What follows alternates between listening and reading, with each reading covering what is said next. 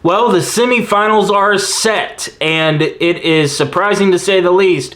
Hello, and welcome to the quarterfinal recap of the Central District Hoops Report. I'm your host, Justin Griffiths, and like I said, there's 4 games to go over in the quarterfinals of the Central District Tournament that took place in Ina Monday afternoon and Monday evening. So let's go ahead and jump into the first game, Kaskaskia and Vincennes. And here's how we got here between Kaskaskia and Vincennes. Kaskaskia beat Shawnee Central Saturday in the play-in tournament, or in the play-in game, to have the right to travel to Ina to take on the Trailblazers, who secured the number 1 overall seed in the district tournament Saturday, February 22nd against Lakeland. And it was a slow affair for both teams. Both teams couldn't get the shot going early on.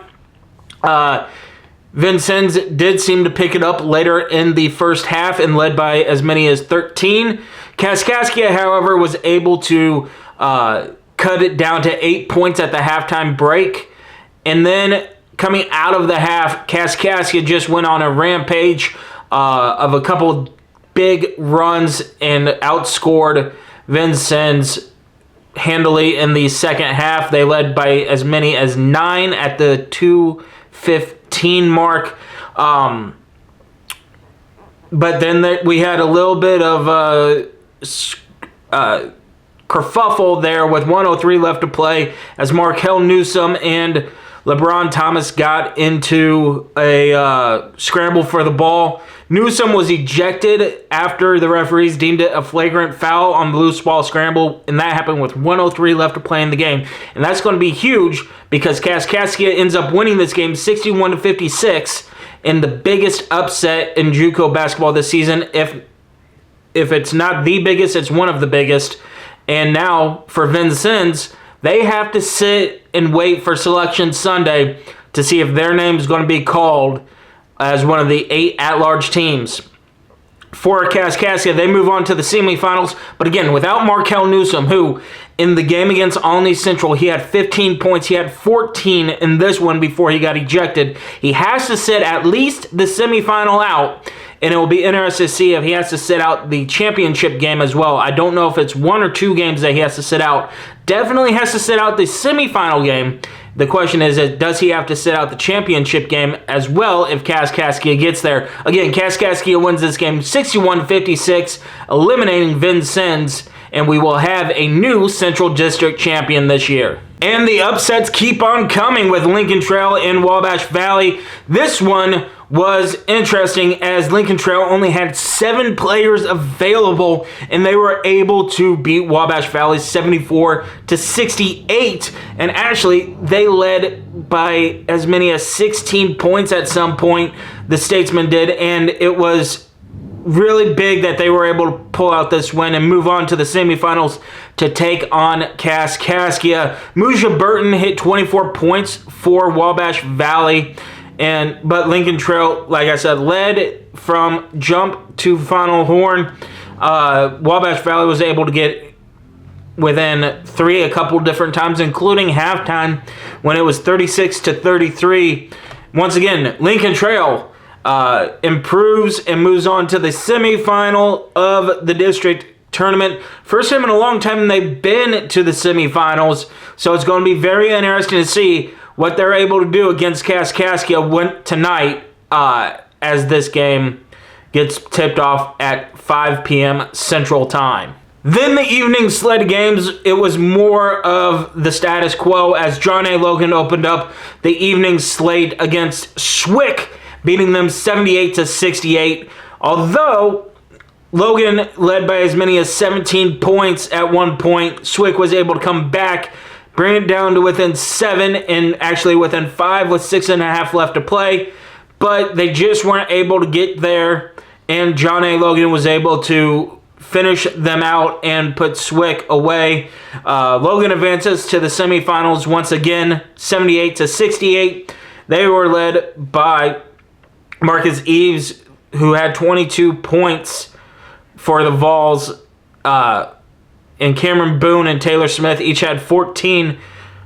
Dalton Hicks had 15, and Matthew Cooper LZ had 12 for SWIC. Logan led by 15 at the half. And once again, SWIC got it within 5, but just could not get it any closer. Logan advances to the semifinals to take on either Lakeland and Shawnee. And the final game of the night was not to be disappointed. The Lakers outlast Shawnee 92-88 in this ball game. The Saints trailed by 8 or trailed 45-39 at the half and were down by double digits, but got it to within 2 with 5.7 left to play, and it was Sean Dekonovich who was able to salt it away for the Lakers. Once again, the Lakers advancing to the semifinals to take on Logan. It's going to be a very interesting game between those two teams. Like I said, Lakeland likes to run and gun, while Logan likes to play within their offense. It'll be interesting to see which one of these two teams will bend. And for Logan, it's an extra challenge because they beat Lakeland both times they saw them in the regular season. And as we saw with Vincennes in Kaskaskia, Vincennes wasn't able to beat the Blue Devils 3 times in a row. The question is, can Logan do it against Lakeland? It'll be interesting to see. That game tips off tonight at 7 p.m. Central Time, 8 p.m. Eastern Time. So let's go ahead and take a quick look at the bracket. Once again, Kaskaskia with the big upset and Lincoln Trail with the upset. So 2 higher seed teams will face each other for the right to go to the championship game in Ina. Again, 6 p.m. Eastern Time, 5 p.m. Central Time tip-off for that one.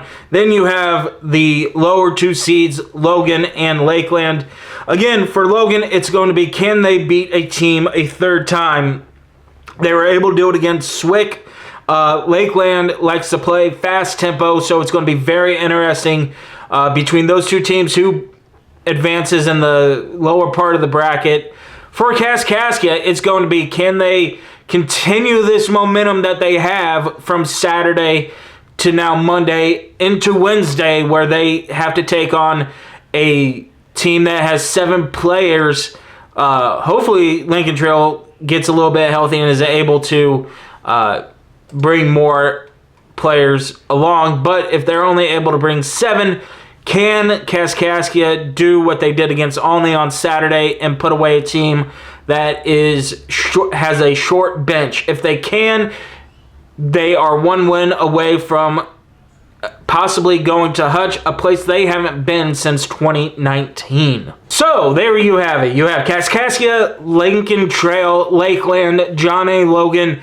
Winner of those 2 games will face each other 8 p.m. Eastern Time, 7 p.m. Central Time, Friday night for the championship game. I'm still working out some kinks for a surprise for the championship game for whoever makes it there. It is going to be an interesting game. 2 games tonight. Once again, Kaskaskia with the early tip-off. I think they can pull out the win and continue the Cinderella run. Lincoln Trail, like I said, they're battling hurt. They had a big lead at some points against Wabash, and Wabash was able to claw their way back. It'll be interesting to see if Lincoln Trail can pull out the win. I don't think so, but if they're able to, all bets are off for Friday night. For Lakeland, once again, are they going to be able to play in their offense and being able to run up and down the floor? If they're able to, this game against Logan is going to be huge for them. If not, I think John A. Logan is going to be able to play within their offense, and I do think that they are going to be able to beat Lakeland for a third time. But that's going to do it for this episode, everybody. I will see you all, if not tomorrow, Friday morning, for the championship preview and the recap of these 2 semifinal games. Until then, peace.